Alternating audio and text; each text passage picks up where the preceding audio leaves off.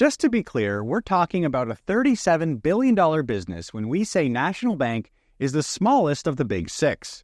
But this Canadian bank punches above its weight. Equity analyst Michael Miller says National Bank of Canada is a solid, Canadian-focused franchise that often doesn't get as much attention as the Big Five. This can lead to opportunities for observant investors. It is too bad that National Bank doesn't get as much attention from investors as its peers in Canada because its revenue is 85% Canadian-sourced.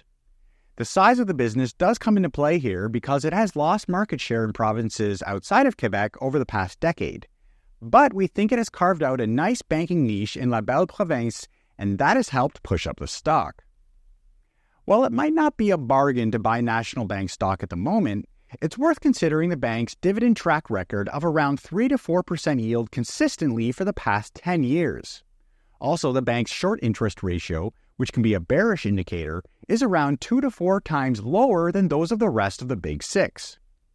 These attributes may explain why investors haven't been selling National Bank stock in the face of higher expense growth recently compared with peers.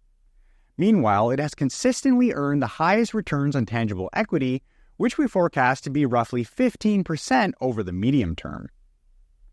On the topic of exposure to Canadian housing, which is an important risk to consider among Canadian banks, National Bank has a lower exposure than most peers to the housing market here, though a downturn in that sector would pose a risk of future growth.